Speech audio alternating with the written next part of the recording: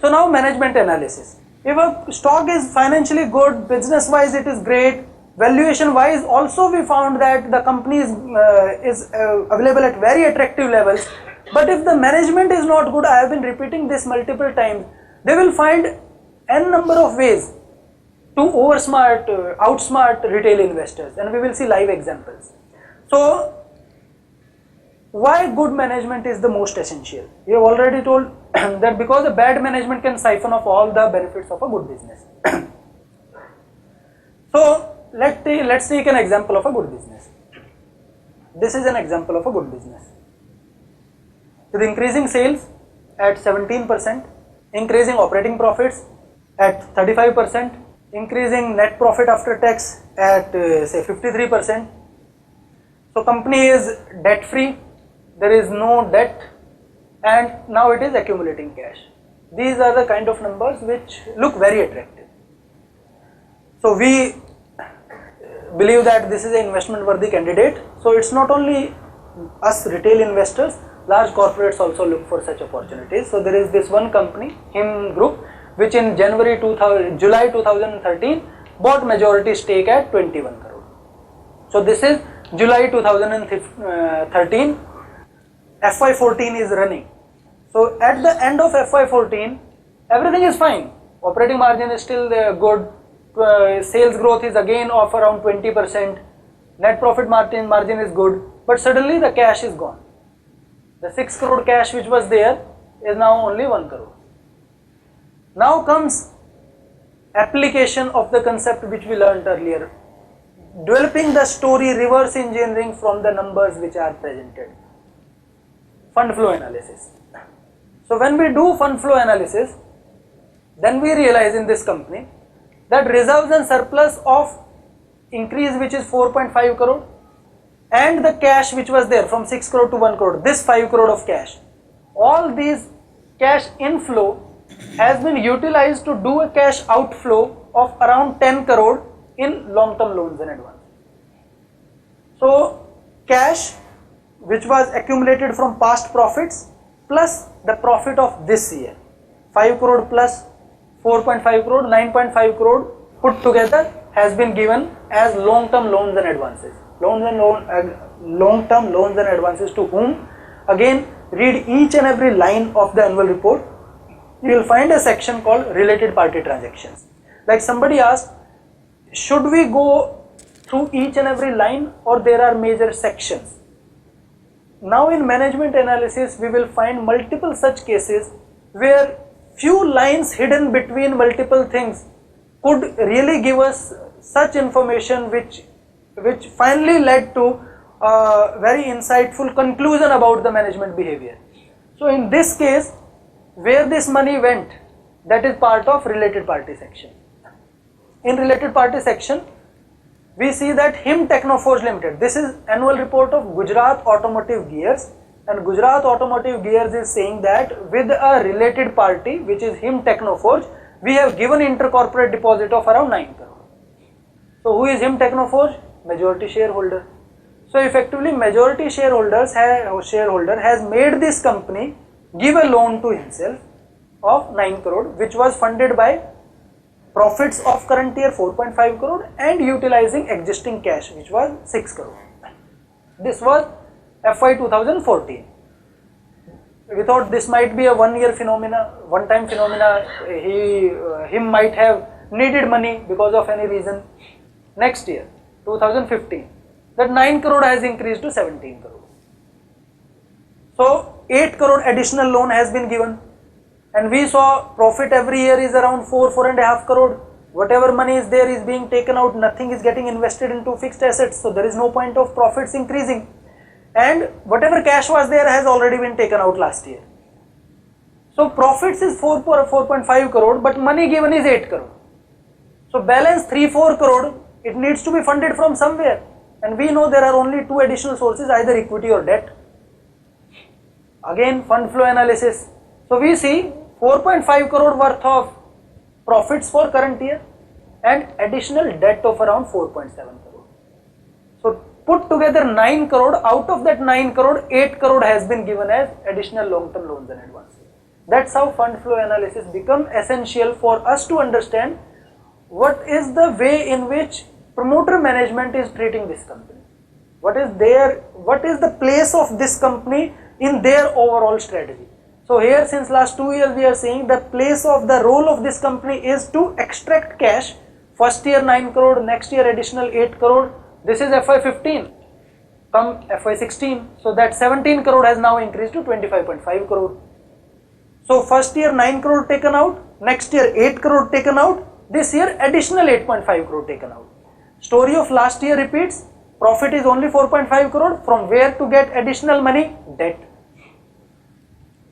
So 4 crore worth of profits, increase in long term debt 2.5, short term debt 2.5. So total put together 9 crore worth of this money, out of that 8 crore has been given to the promoter entity. So by FY16 they had taken 27.5 crore. We followed the story further. FY17, this money had increased to around 29 crore. And at least if somebody is taking out money, whoever is paying that money or lending that money, they would expect this money to come back. So what is being done now? That Gujarat Automotive Gears is being merged with Him Technoforge. That once you merge with each other, there is no borrowing, there is no lending. You are part of same family, so nothing to be repaid. So that is something which is currently undergoing. So right now they are in the process of merging. So effectively, if I have given money to somebody, so the solution being proposed is you don't take money back, you become part of the same family. Now there is no lending, nothing. So the money which was utilized for whatever purpose, let it remain just like it. Yes. At what point would you look at this and plan to sell? Would it be at the first instance of the loan given to? I have a similar example in when to sell. There you will get your answer. I have an example when I sold an actual company. So that relates to the logic which you have seen, which you have given. So what we see in this story is, yes please. Can we increase the reserves and surplus without increasing the incoming profit? Yes, you can increase reserves and surplus by infusing more equity. But in this case, is there equity? No. Because reserves and surplus numbers are going high. Yes, because reserves and surplus will constitute your retained earnings. You can increase your contribution into the business either by generating profits and retaining it, so your contribution increases, or you put in additional money. So both these things can increase shareholders' equity. So what we see here is that in 2013 July, this company was bought by Him Technoforge by paying 21.8 crore.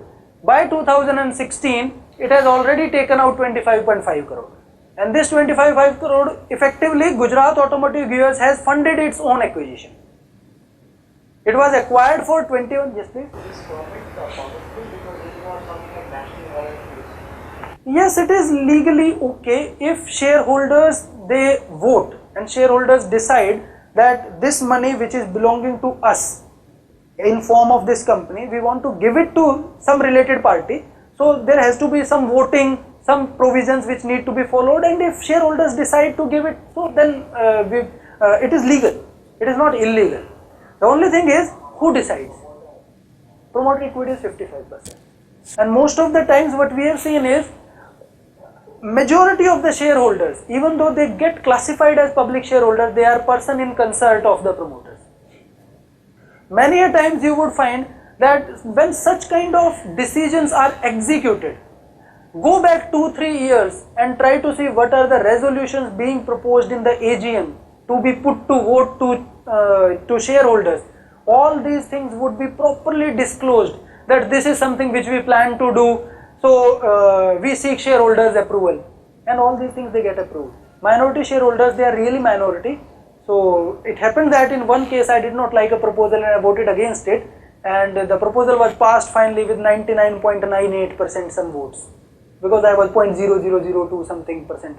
So minority shareholders cannot influence business decisions. Minority shareholders can only vote with their feet. If you don't like it, sell it and move away.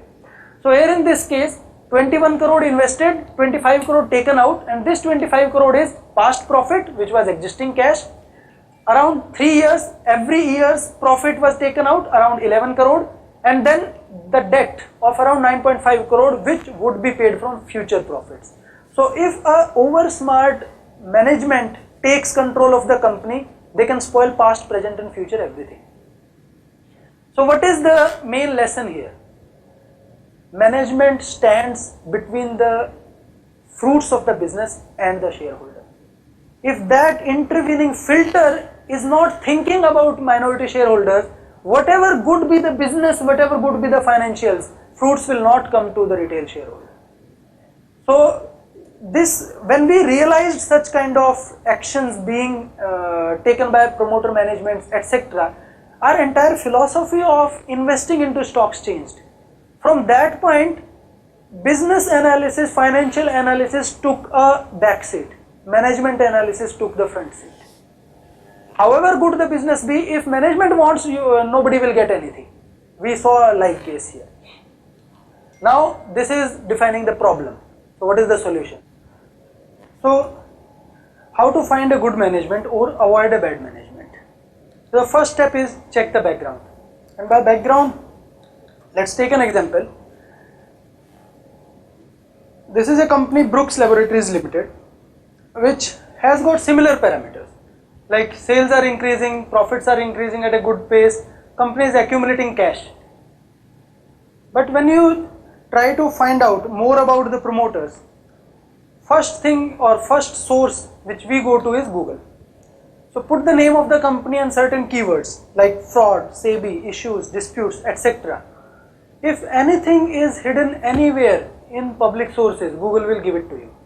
So regarding Brooks Laboratory, one Google search tells us that it is fined by SEBI because they siphoned off the IPO money which they had raised in the IPO. So once we get to know about such kind of history, it becomes fairly easy what kind of investment decision we need to take for such companies. Simply avoid it, move it to something else. Second is promoter salary. Promoter salary, if a promoter is taking a higher salary, taking very high increments, and the business is doing great, that is still justifiable. What is not justifiable is cases like this. ESD Aluminium. You see, its net profit after tax from 118 crore fell down to around 73 crore. And remuneration increased from 3 crore to around 10 crore. So, remuneration which earlier used to be 3% of net profits has now increased to around 13% of net profits. Yes, please.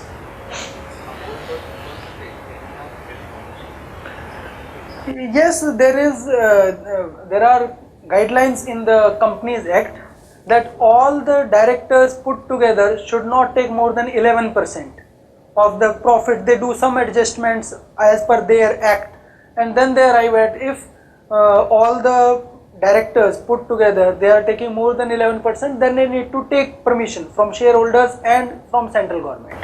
So this 13% is of net profit after tax. The statute, Companies Act, adjust this profit by making multiple adjustments. So they first add back the promoter's remuneration, then they add back certain other things also, then they will arrive at the profit which is to be used in denominator. But that is something which you require as per statutory compliance. We as investor, we simply see it what is the percentage which is taking as part of net profits, and then try to arrive at whether as per the industry benchmarks, whether it is high, low, whatever it is. So adding back the salary, that is first adjustment. By that itself it is. Hello, sir. You just mentioned that you may want to check the industry standard for Yes. salary, right? Yes. So does that mean now that you have found this one, you are going to go after the annual report for other aluminium firms, and you'll see how much salary this gentleman, the CEO, is getting? What we have seen is, on an average, the salary in industry, acceptable benchmarks which we have seen for, and when we say benchmark, which this is in relation to PAT, not after making the adjustment as per Companies Act. So only as per PAT. What we have seen is 2 to 3% is an acceptable range. Most of the times companies pay around 2% as commission, and over and above that there is a fixed salary. So that fixed salary more or less should be in 1% of the net profits, add 2% as commissions to the promoter family. So roughly 2 to 3% is acceptable. The moment commission starts increasing beyond 2 to 3 or more, we believe it is going on higher side. When the total salary starts increasing beyond 3 or 4 and 5 or to these levels, definitely on a higher side. But still we need to see what is the absolute level of the salary. Most of the times small SME companies etc. who have profits of around 1 crore, if their a promoter takes a salary of 20 lakh, which seems like it is 20% of the profits, but 20 lakh is joining salary of an MBA pass out nowadays.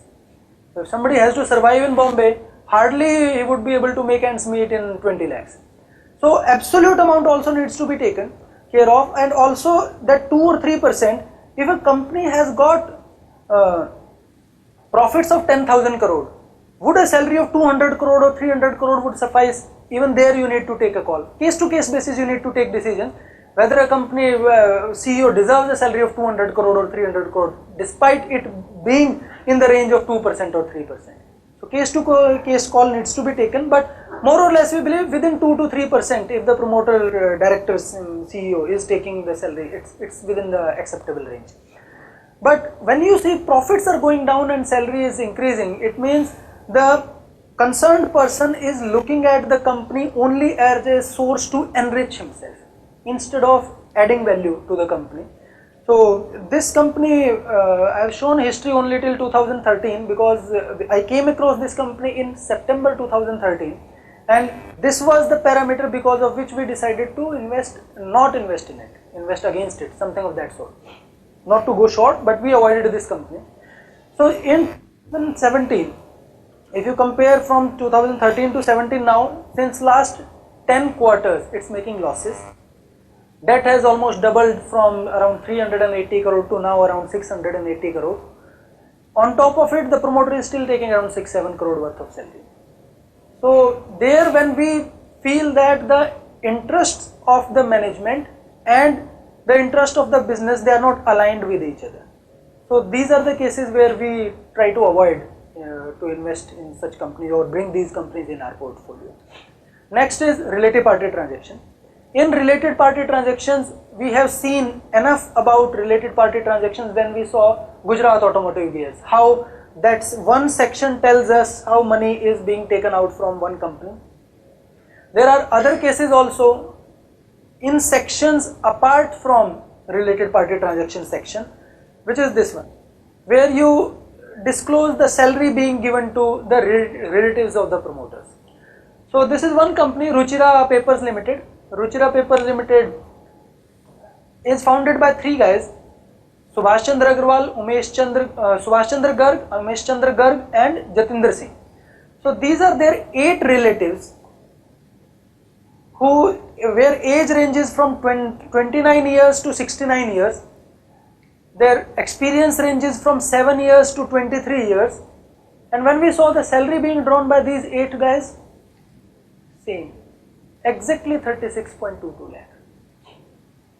So what we believe is remuneration to any person should be in proportion to the value being added to a company. That is the underlying concept. Those who add more value take higher remuneration. Those who add less value, they take low remuneration.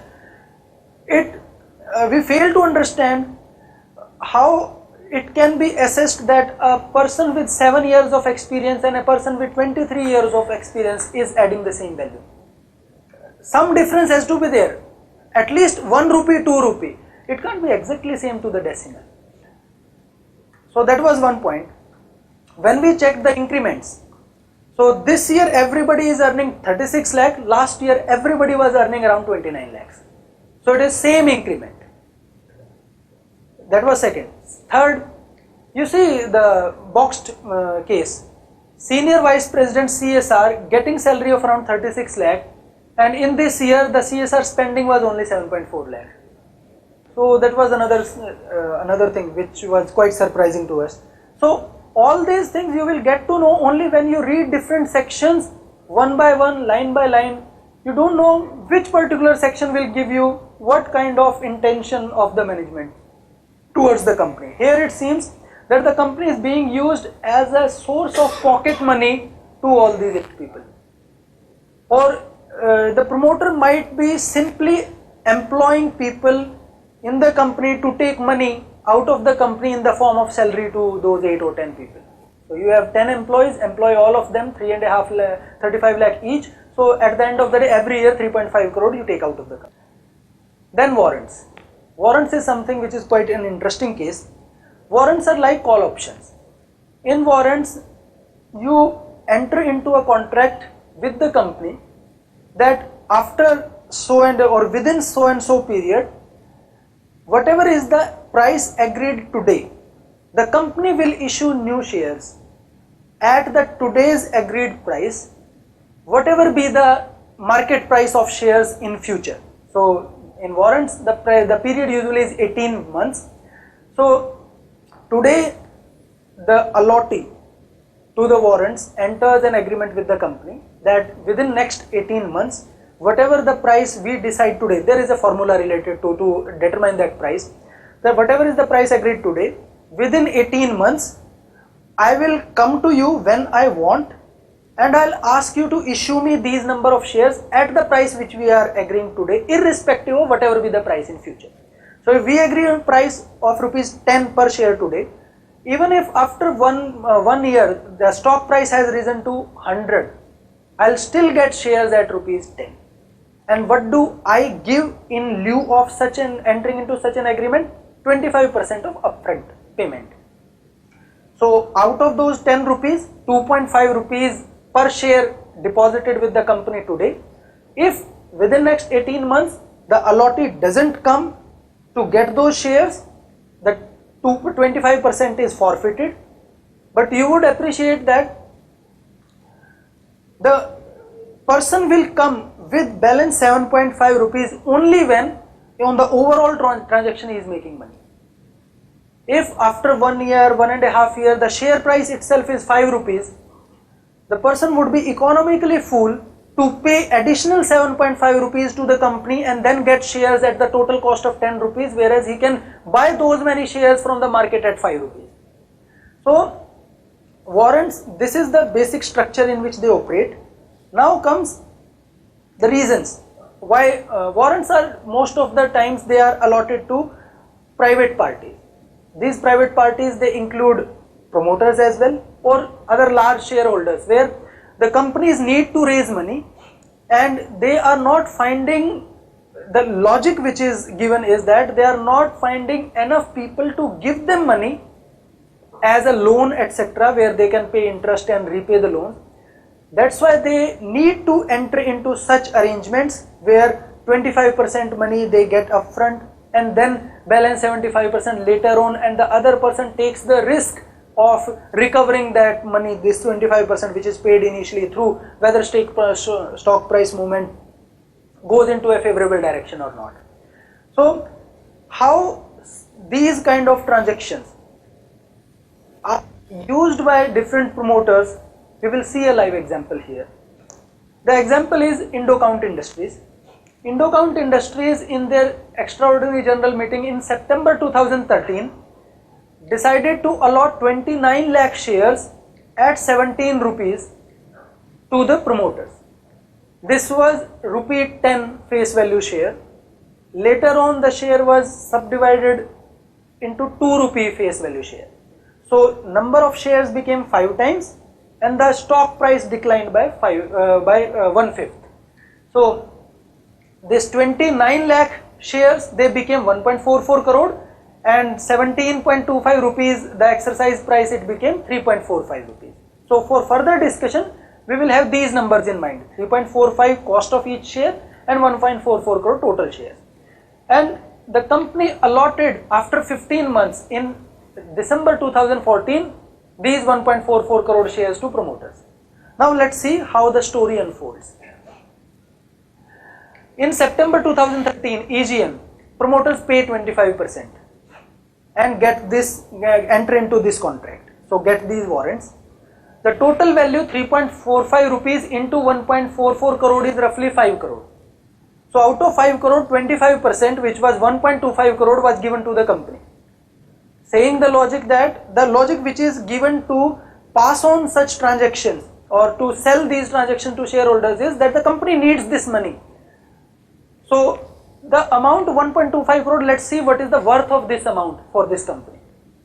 This company has got sales of around 1400 crore, profits of around 110 crore. It has debt of around 434 crore and interest expense of around 50 crore. So with these numbers, 1.25 crore is minuscule. And if you see trade receivables, more than 100 crore, both at year start and the year end.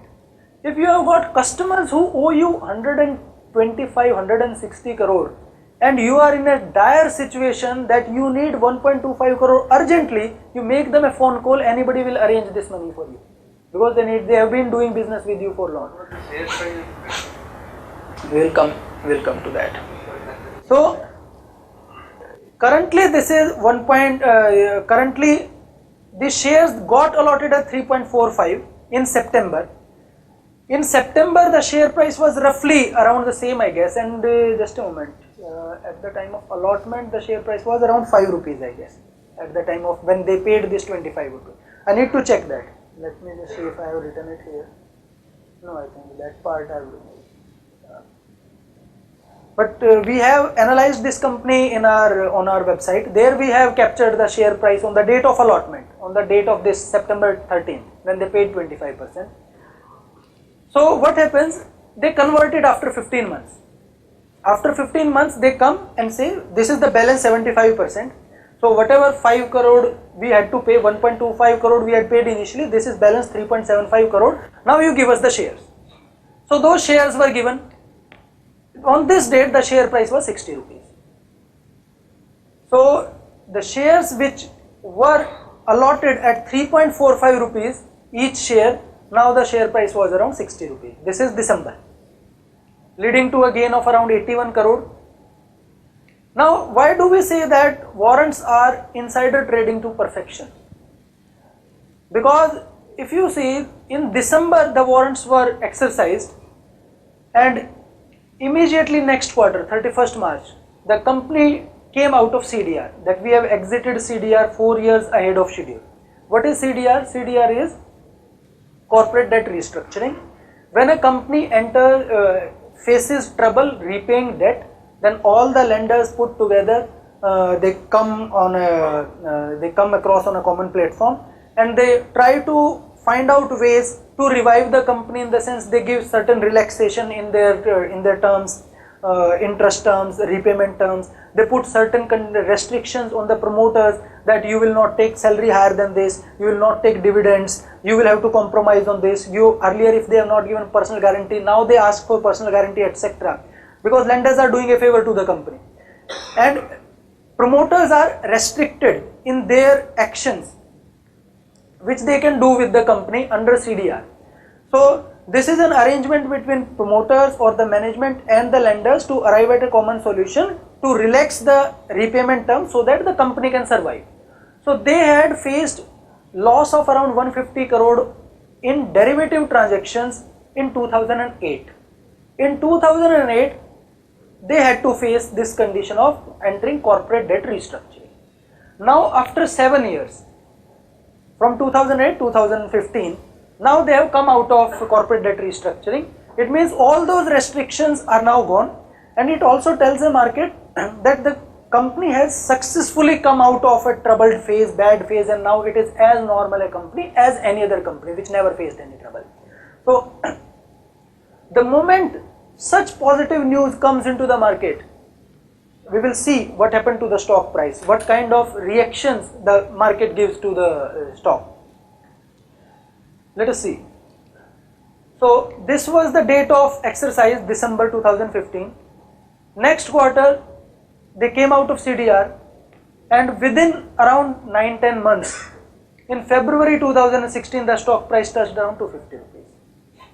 And this is the stock which promoters got allotted at 3.45 rupees each. Put together, the benefit was around 355 crore. So the stocks which promoters got at 5 crore is now worth 360 crore. Now there are 2-3 things from which this can be analyzed. This is not illegal. Shareholders have approved it. Yeah. It should have also been approved. Where under TDR? It should have also been approved by whatever the TDR was. Yes, probably the lenders did not object to it. They found it in line with whatever their expectations were. They wanted their money back and they would have got their money back. So, in such cases, why time to perfection? Nobody knows it better than the promoters themselves that what is the financial position of the company and when we are going to declare it to the outside world that we are getting out of the CDR. The moment before it, you arrange for warrants, then you arrange for conversion of warrants, and then you you get out of CDR, and you get huge amount of profits by way of getting shares at a discounted price, and it goes hidden from the oversight of a lot of investors, because whoever was invested, their stocks also have increased from 5 rupees to 250 rupees. So everybody feels that okay, yes, we have also made money, but why do we have a problem? If everybody is happy, why do I have a problem? I guess the moment it gets converted, they have to report it within 1, 2, 3 days, because it is promoter acquiring shares, and it is just like any insider acquiring shares. When we see that SASC under substantial acquisition and substantial transfer of shares, that regulation, we keep on saying that promoters, whenever they buy, they file that notification to stock exchanges. The same regulations apply to this also. So let me just finish that why do I have a problem if everybody is happy, promoters are making money, other people who invested, other people in shareholders, their share price has also increased from 5 rupees to around 250 rupees. So let us say this is the equity pie. Share market does not look at the value of each share of a company. They value the equity of the company as a whole. So at any point in time, they will value Indo count as a whole, the equity value. Now it depends on shareholder whether they want to have one single share or they want to have 100 shares. Stock market will value this as a equity. If it is to be valued at 10,000 crore, the value of entire, which is market cap, value of the entire pie will remain 10,000 crore. If you want to have one share, it would be one share worth 10,000 crore. If you make 1 crore shares, there would be 1 crore shares of 10,000 rupees each, in that fashion. So now, whatever is the market cap, let's suppose 10,000 crore, hypothetically let's assume 10,000 crore is the market cap of the company. So this pie, when stock price touched 250 rupees, this pie was valued 200 at 10,000 crore. Out of this, there is this pie of those 1.44 crore shares, which is now valued at 360 crore. This pie is exclusively owned by promoter, and he got hold of this pie by way of warrants. Had this pie not been there, then this 360 crore would have been equally distributed to remaining shareholders. So this pie has been skimmed off from everybody else and then created and gifted to promoters. If we believe that hypothetically 50% is promoter shareholding and 50% is public shareholding. So this 360 crore, when it gets divided, 180 crore to promoters and 180 crore to public shareholders. So this 360 crore benefit which promoters have got, 160 crore is already theirs.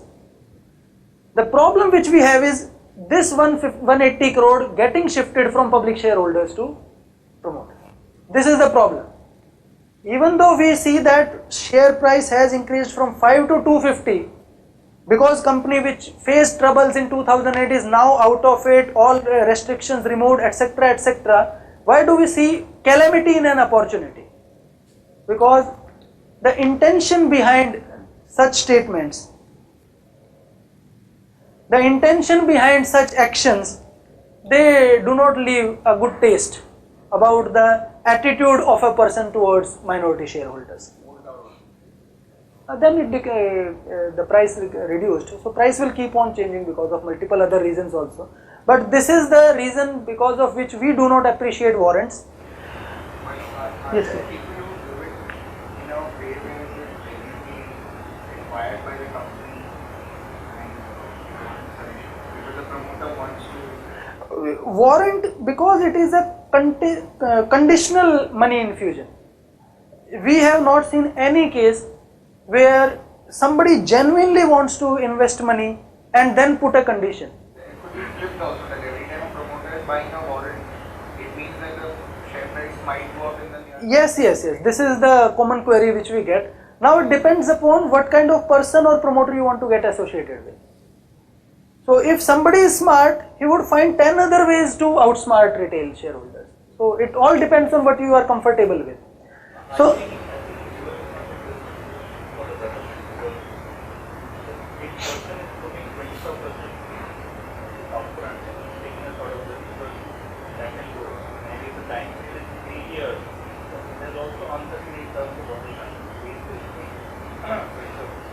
So there are different ways in which same thing can be interpreted. Yes.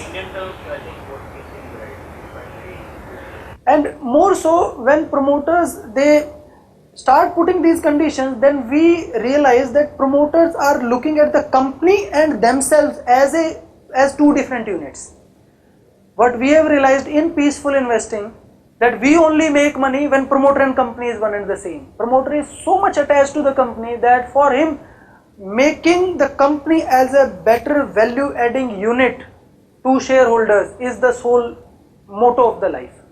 When promoters start dissociating themselves from the company, then we have not felt great about it.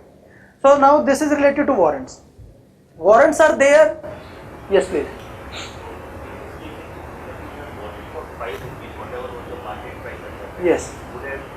Yes, ideally if somebody wants to put money, you see what is the closing market price of that day, you put money at that price. 100% whatever you want to put in, then I believe that I do not feel bad about it, I feel good about it that the promoter is bringing in money. Yes. So more so these warrants, whatever additional shares were taken by the promoter, they increased his stake also in the company from around 55-6%. From 56% it went to about 59%. So that incremental 3% he got at 5 crore, which is now valued at 360 crore. Had he been increasing this stake by open market purchases, he would have never got these shares at 5 crore value. Because the moment news of promoter buying a stock gets released into the market will never give you the stocks at the same price. Market will increase the price multiple times if one gets to know that promoter is buying.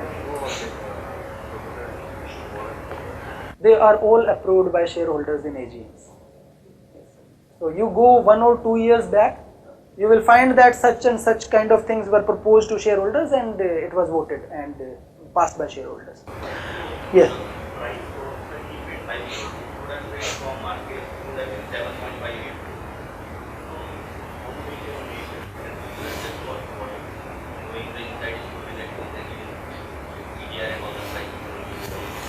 It seems that he is not, like I say, he is not utilizing a structured transaction to benefit himself at the cost of shareholders.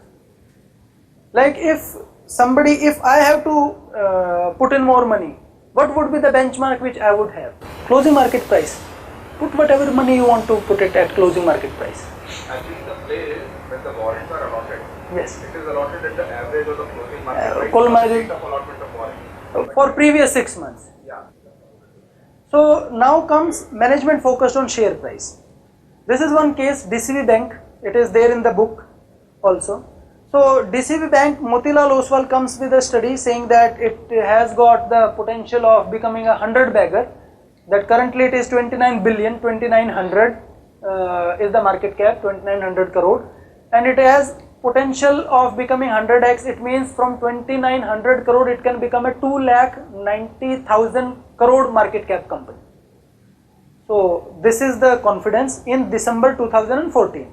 So after 10 months, in October 2015, all of a sudden within 2 days stock price declines by 30%. From 133 rupees it falls down to 92 rupees. So this required assessment that what happened. So what happened? What happened was that DCB has disclosed its future strategy. What did DCB Bank say along with the Q2 results? That we have decided to install 150 branches within next 12 months. There are multiple other initiatives and we have started working all of them. What we have realized by making that business plan is that for next 2-3 years, this would be the negative impact on the profitability. That for 3 years, it would be impacted initially by 9 to 15 crore, then 50 to 65 crore in FY 2018 by 20 to 35 crore. However, post that, it would lead positive impacts on P&L. It means initially we are creating all these branches. It would be upfront investment. It would lead to a lot of depreciation. Profitability will come down. But these branches will start generating new business, new revenue. And after 3 years, we see that the new business would be much more than whatever amount we have invested into the company. So they have devised a plan, a board approved it and they disclosed it. And the moment they disclosed it, stock price declined by 30% within 2 days. And the response of the market, Motilal Oswal, from 100 bagger immediately to sell. So around 10 months back, this was a stock which could from 2900 crore, it could go to 2,90,000 crore, but all of a sudden now it is no longer worth holding. Sell it and see the explanation. Well, strategy of aggressive expansion has long-term benefits, but prolonged pressure on ROEs is leading us to downgrade the rating to sell. It means we know whatever the company is doing has benefits in the long term, but we do not want profits to fall in the short term. That's why what we are saying is that please sell it. And we believe equity investing is a long-term story. Or probably the analysts believe that they would be exactly able to pinpoint when those days of sharp up move or those days of sharp downturns they will come. Something of that sort is going on here. At the end of the day, what message which we get from this disclosure is that even though something which is beneficial in the long term, analysts, markets do not like fall in profits in the short term. So if any step is taken which is painful in the short term, pardon? It is for 3 years. That's for 3 years. And when you say a stock has potential to become 100 bagger, even if it increases at 25% year on year, it will take roughly around 20 years to become 100 baggers. So for 20 years you are saying that the company has got a good potential to be in the portfolio of an investor for 20 years, whereas for 3 years if they are taking a step which will lead to higher profits after 3 years, which would in fact have that huge EPS which would be leading to that 100x returns. So they are doing what is expected from them to grow sales, to grow EPS. And when those very steps which are expected to be taken by companies are actually taken, then the outlook changes altogether to a rating to a sell. Is Motilal Oswal such a fool, or they have their own vested interest, first showing a 100 bagger and then giving a sell? They might not be, fool might be a very strong word. There might be different teams altogether. One team might have a different view, another team might have a different view. Otherwise, same team doing this kind of U-turn will definitely put them into the category of being classified as fools. But to me it looks they are professional people. Something somewhere, internal communication gap or something, that two different teams might have given two different reports. That thing also happens.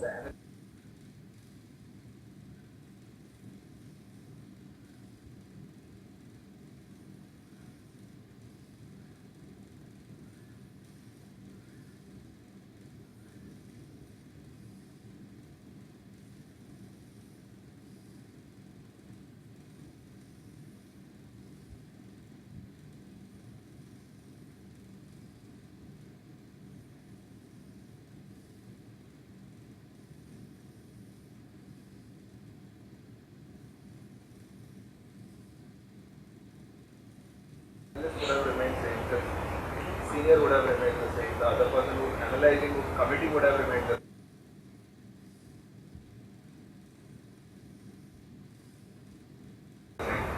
Probably. Because Motilal Oswal gave a 1400 rupees target on his account when it was fixed. Never came. Okay. It never came. And extended. So that's why we say, while making decisions to invest our own money, credit rating reports, equity research reports are the least ones to take opinions from. What our job is to take information. Equity research reports, when you see a initiating coverage report, most of the times initiating coverage reports are full detailed reports where analyst would visit plants, visit the management, meet them, put n number of information data points related to a company in around 20-30 odd pages. So those are good avenues to get information. What is manufacturing capacity, how many products, what is the raw material, who are the vendors for raw material, who are the customers, what is the customer concentration. All that information should be assimilated, but final decision is something which we need to take on our own. Here also, relying on somebody else to tell us that this stock will become 100 bagger, put money here, your hard-earned money here, is not the wisest thing to do. So this is related to response of the market. Now let us see response of the management. Management immediately says that we have received feedback from analysts and our team has decided that these 150 branches instead of 12 will now be installed in 24 months. So they believe that now market is saying that plan is aggressive, let us tone it down a bit. So now it is no longer that aggressive. So management itself does not want to bear the short-term pain. So, but what could have been the, like I say, we have the habit of reading multiple documents and trying to find out alternate explanations to the stated hypothesis. So here it is said that we have got received from these multiple stakeholders and we are changing our plans. Can there be some other reason? Annual report, multiple sections. There is one section which talks about ESOPs, employee stock option plans. We got to know that this is March 15 end. Options outstanding are 1.1 crore at 47 rupees. So it is just like warrants that you can exercise these options at any point of time and you will get new shares at 47 rupees. Whatever is the market price, you can sell it into the market and recover the difference. So when stock price was 133 rupees, 47 being the cost price of these options effectively. So in 1.1 crore options, the profit at that day was 95 crore. Within 2 days, when stock price fell from 133 to 92 rupees, the value of the profit component of these options fell down to 50 crore rupees. So owners of these options within those 2 days lost 45 crore in the value of these options. And who are the owners? We tried to see, read through the annual report. The highest paid employee was the MD and CEO, who was being paid 4.5 crore. Second highest was CFO, 1 crore. There were some other people who were also getting more than 60 lakh rupees worth of salary. But CEO stood out remarkably away from the rest of the crowd. And another fact that in FY16, about 5 lakh options were granted and were granted to only one person, to the CEO. So this circumstantial evidence leads us to believe that majority of these options are owned by one person. We might be wrong, but looking at these different evidences, that highest remuneration, options being allotted only to one person, leads us to conclude that very high probability that maximum amount of these options is owned by one person, CEO, and CEO would be the one who got the maximum hit of this reduction in 45 crore in the value of options. And professionals, when they see a hit of 45 crore, that's a huge amount. any strategy can be deferred, any aggressive plans can be toned down to stop this decline of wealth. So when there are huge amount of ESOPs involved, what we believe is there is very high probability that management might start looking at stock price before taking business strategy related decisions. So if high number of ESOPs are there, management would be focused on share price, and when management is focused on share price, they will not take those decisions which might be beneficial in the long term but have pain in the short term. That is also one of the characteristics which we need to tackle. Then comes dividends. Dividends, like we saw in case of Bhushan Steel. Bhushan Steel cash flow from operations was around 11,000 crore. It had invested or done a capex of around 54,000 crore. So around 41-42,000 crore was the negative free cash flow. But if we see, even Bhushan Steel was paying dividend year on year. So out of those last 10 years, 8 years, Bhushan Steel has paid around 100 crore worth of dividend. And that dividend was funded out of nowhere else but the debt, which increased from around, say, I guess 900 odd crore to some 50,000 odd crore. So when trouble started brewing, first thing which lenders would have communicated to the management is stop this dividend. So for last 2 years they are not paying any dividend, and now they are on the verge of selling plants, management losing control of the company, etc.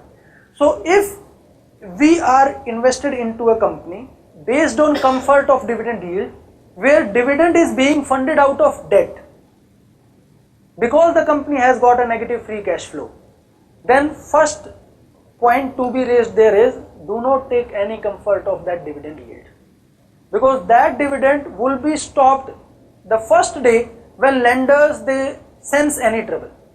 The moment lenders believe that all these dividends are being paid out of our proceeds and now servicing of our loan itself is under trouble, first thing would be stopped would be dividend, second would be management salaries. So dividend should ideally be paid out of free cash flow. If free cash flow is negative, it means it is being funded by either debt or equity. If it is being funded by equity, so management or the company is just rerouting your money from your one pocket to another. Yes, please.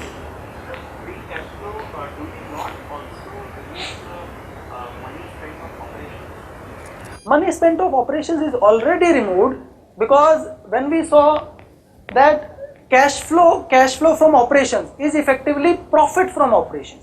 So money spent on operations is already here. So we deducted all that, then we arrived at CFO. From CFO we are deducting capex. So that is already deducted. So dividends has to come from free cash flow. Only then take comfort of that dividend yield. Otherwise it might be stopped any day. On top of it, if the management only has to collect money from lenders and give it to equity shareholders, then what stops that this year it will take 100 crore, give it to equity shareholder, next year it will take debt of 200 crore and give it to shareholders. So it can increase dividend to any extent till the time lenders are allowing it. If you do not have to manage your operations efficiently to pay dividend, there is no limit to the amount of dividend that you can pay. Accounting juggleries. In accounting, yes please. So there are odd cases where there is positive cash flow and still profit after tax is also there year on year, but for the last 2-3 years the company is not paying out any dividend. So what is to be concluded in those cases? So company might be conserving cash, either to go for expansion project, like in case of Vimpi Organics, when it was clearly highlighted that the project which is planned is large in size. So that might be one scenario. Second, they might be conserving cash if they want to go for any acquisition. So something of that sort should be there. And if you keep on reading the management commentary in annual report, management discussion and analysis, they would be giving some sense about it, that we are looking for inorganic growth opportunities. We believe there would be consolidation in the industry going ahead. We want to enter into different new markets, etc., etc. So yes, please. Mike. Inner's algorithmic those pros and cons, Yes. it usually lists out not paying dividend as a con. So that is something which is highlighted to you that you should look into it. Now to make final interpretation depends on the investor. So now coming to accounting juggleries, we are coming to near the end of this slide, also this session as well. So rising sales, rising receivables and rising debt. This is trinity. In this trinity you would find sales are increasing but profits are not getting collected as cash, receivables are increasing. But if cash is not coming from operations, you need to fund your operations from somewhere. You need to pay electricity bill, need to pay salary to management, promoters and employees. You need to pay interest at least if in case you have already taken debt. So where would you fund it from? Take additional debt. So all these three cases if you see in a company, and remarkable deterioration in the financials.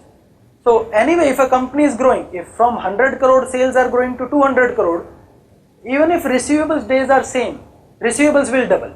From 25 crore they will go to 50 crore. And similarly, all the working capital limits etc. will be utilized in a double quantum manner. So you will see all these things happening in a proportionate way, sign of a growing company. But if you see, sales have become double, receivables have become 10 times and debt has become 20 times. Something of this kind of deterioration in the correlation of a growth story, when you notice these aspects, suspect that there might be something funny in the financials. Number one. Second, high cash with high debt. High cash, most of the times, this is a unique situation to be in, because cash can only earn you that much of guaranteed returns. Guaranteed returns in cash would be either you put it into an FD or earn. SBI currently would be paying some 6% on a 10-year FD. You invest it into liquid funds etc., you will get some 7.5%. That is the only assured safe return. But when you take debt, that will come at a huge cost. So it is a negative carry. It has a cost attached to it. Why would a company want to have a cost which it continuously pays on debt?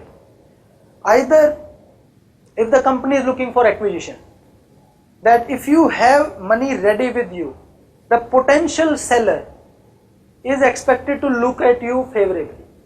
That I know this guy has got money lying, if he quotes a price, he will immediately transfer the funds and I am happy selling my asset to him. Vis-a-vis somebody else where there is no visibility of funds, other buyer might arrange funds later on from lenders. God knows lenders would agree, not agree, they will take their own sweet time to do due diligence. So in second case, when visibility of money is not there, the chances of getting lucrative deal falls down. Whereas if you have money ready, you might get some better deal from the sellers. So if such is the case that an imminent acquisition is there, high debt and high cash makes sense. Most of other times you would find that debt is real and cash is fictitious. Okay. Pardon?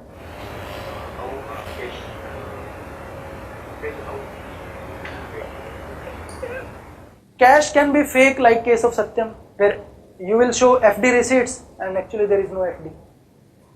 That is one. Bills are there, but next year it is not received, it is discounted.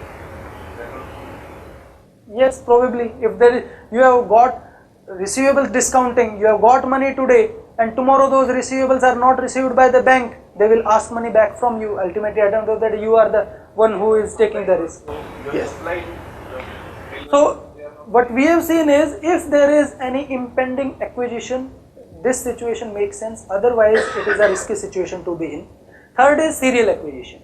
In acquisitions itself, many times acquisitions are necessary because you get immediate access to market. In regulated sectors like pharma, you need to have 10 approvals before you can launch a drug.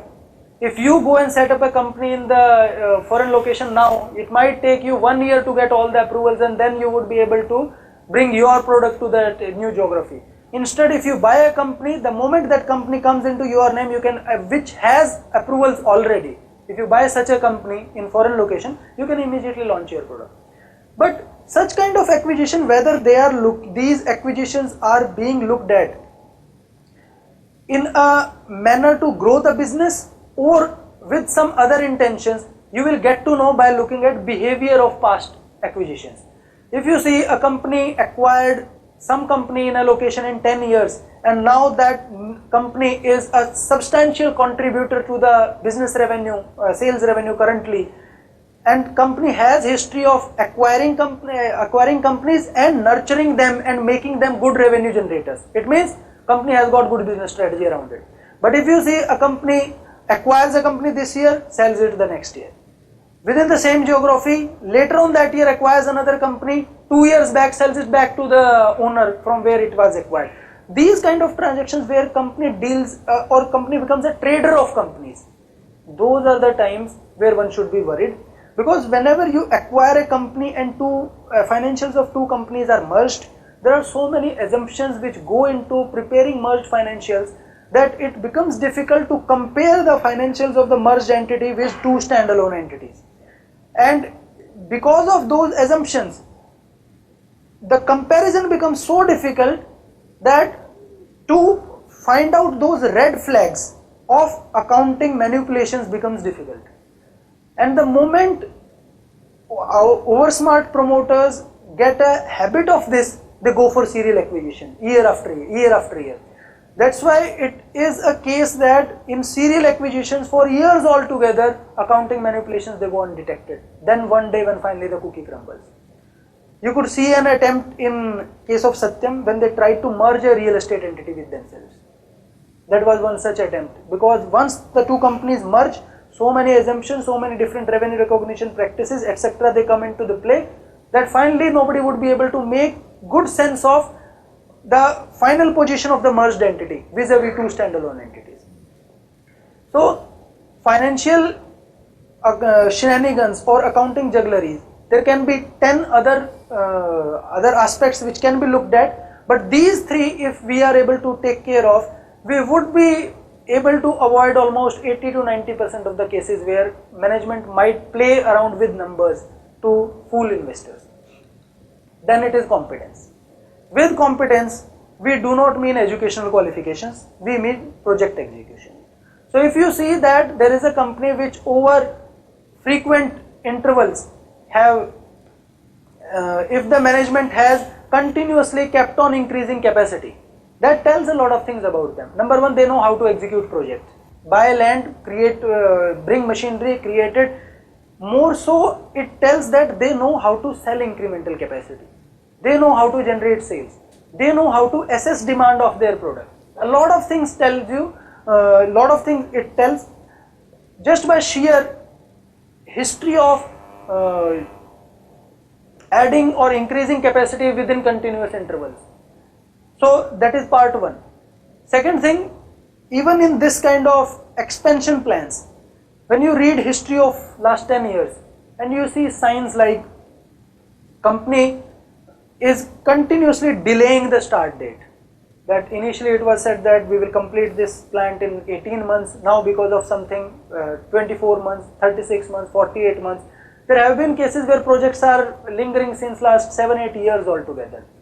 Company abandons projects, or company has been expelled from some contracts, etc. Those are the cases which should raise red flags whether company or the management has got that project execution ability or not. That is the biggest sign of competence. Don't go by educational qualifications. Now let's come to promoters' faith into the business. Promoters' faith into the business is reflected by two parameters.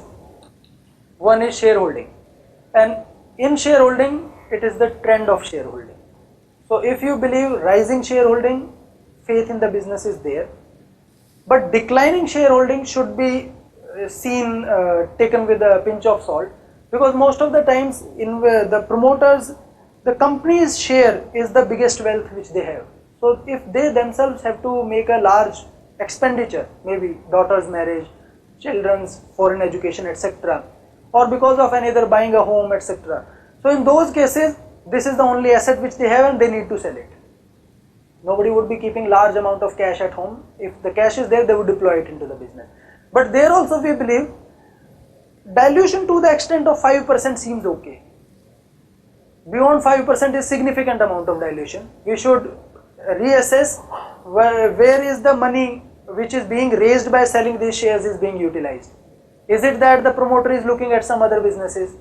Is it that promoter himself is creating a competitor to the listed entity, etc., etc., or the promoter has lost hope in the future of this company, that he wants to make hay till the time the stock price is good? So direction of shareholding is important. If absolute amount of shareholding, I think it's okay till the time it is 30% odd. Even though you believe that 30% is less than 50%, so promoter might lose control of the company. What we have seen is, in India, promoters keep a close track who owns big chunk of shares. So they will make sure that whoever is the person who is owning large chunk of their shares of their company, they are the parties who have got good terms with the promoters. And many a times you will see low promoter shareholding, the public shareholders who are there owning 5%, 10% shares each might be relatives or well-known people of promoters who are not getting classified as promoter shareholders currently. We saw a case where initially promoter shareholding was some 26%, then somebody who owned 29% but was classified as promoter public shareholder gifted those shares to the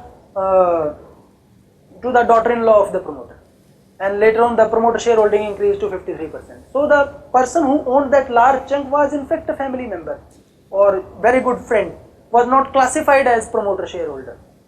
So those kind of things also need to be taken care of. So roughly 30% and more, it's okay. Trend is more important. Second is pledging. So in case of pledging, whether it is good, bad, if it is good to what level, etc., what we have seen is those small time promoters of small companies who do not have negotiating power over banks. Many a times when they approach banks, banks ask them to put skin in the game by making them pledge shares. So in such cases they have got no other option, because if one bank is giving them loan, there is no surety that the other bank will treat them or will even let them enter the door of the branch. So they have got no other option, they have to pledge shares. But whereas those promoters who are well-known promoters of blue chip companies, those promoters who can negotiate with banks, when you see those promoters pledging shares, then I think that should be a red sign. It might be that the lenders are not willing to lend to the company, and now they are asking him to bring in additional comfort. Because lenders get more information than equity shareholders, then there might be a case that company is facing trouble somewhere in some nook and corner of the business, which other people are not yet able to identify. So that should be seen with a caution. Yes, please.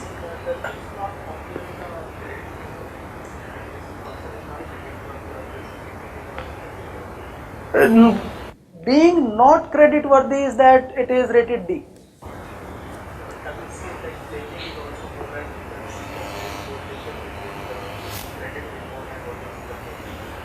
Then there are two different things. Many times if pledging is higher, they mention it in the credit rating report. That's one. Second is, credit rating report preparers, they see company as separate and promoter as separate. So the loan which is being given to company, that is being rated in credit rating agency. Now promoter has taken loan in its personal capacity by pledging its shareholding. So that's a separate transaction altogether. But if in cases where pledging is high, it do gets mentioned in the credit rating report as well. Yes, please. Can you take mic, please? So I've No, the mic is seen there. a couple of recent cases which are very weird. You know, promoters have pledged their existing shares to buy new shares. So what's your thought on that? Like KPIT is one of the examples. I guess they are leveraging whatever economic value is there in the shares. At end of the day, if you have pledged something and you are not able to repay that loan, the lender is going to sell those shares and recover its loan. So whatever economic value was there in those shares, you have already monetized it. So you have already taken the economic value away from those shares, and tomorrow you can straightway go and tell the lender, I am no longer concerned with these shares. You want to sell it, sell. Whatever you want to do, please do. So it is effectively reducing interest or skin in the game. Now, buying more shares is just like you are leveraging one asset to gain further control. Tomorrow, if share price falls for new shares as well as old shares, you have not lost anything.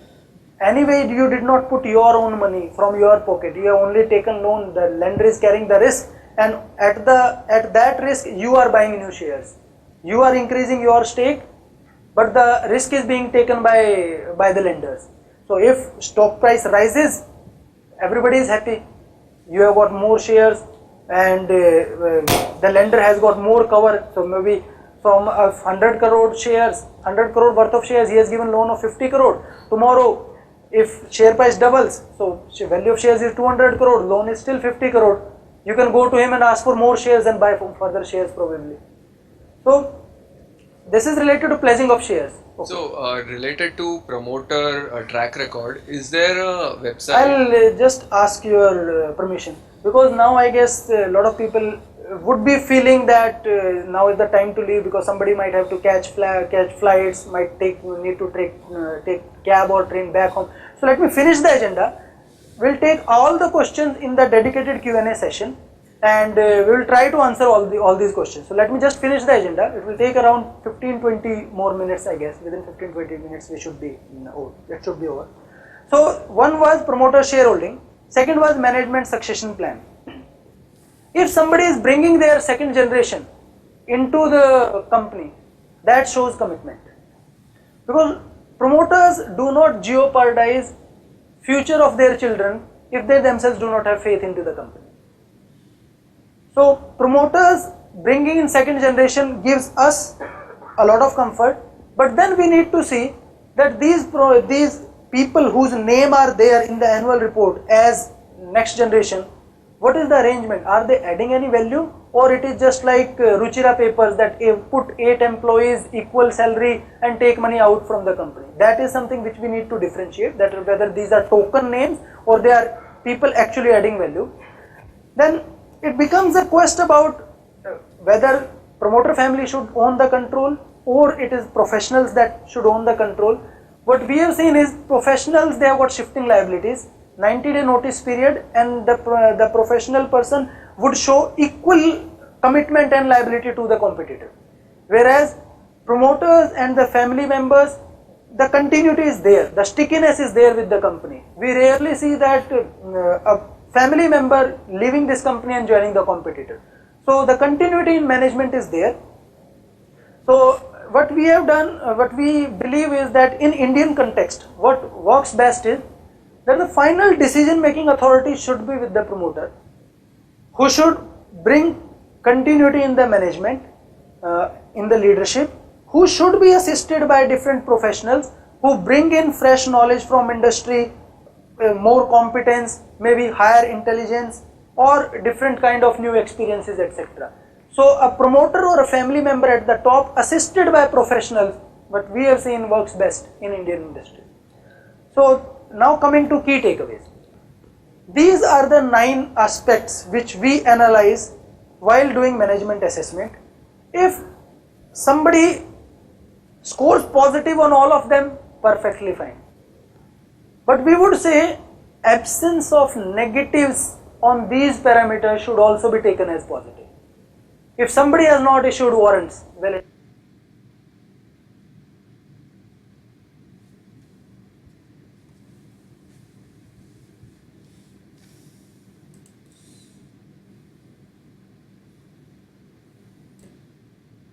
perfectly fine guy.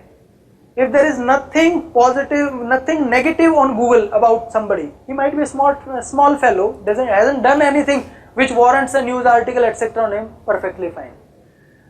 Dividends not funded by debt, perfectly fine. Related party transactions, no related party transactions, taking money out, perfectly fine. So there are these 8-9 things: background check, promote salaries, then included related party transaction, warrants, those ESOPs, etc., dividend, accounting juggleries, those rising sales, receivables, frequent acquisitions, etc. promoter shareholding and bringing the new management or next generation into the company. All these parameters, if we are able to find positives on all of them, perfectly fine, but absence of negative developments on this front should also be taken as positive. So if we do not find any negative flag on these 9 parameters, we happily go ahead and take a positive investment decision. With this, we have come to the close of our key section of stock analysis, where we did financial, business valuation and management assessment. We tried to find out how to shortlist stocks. We tried to find out how to analyze them in detail. We tried to find out if we like a stock, what kind of price to pay, which was the PE ratio, which we calculated, benchmark PE ratio and the premiums. So now we have reached a situation that we have finalized the stock. We have arrived at the price at which we need to buy it, and if we get the stock within that price range, we buy it. Now, life of a stock investor doesn't end there. Buying a stock is the first aspect in the stock investor's journey. So what is the next aspect?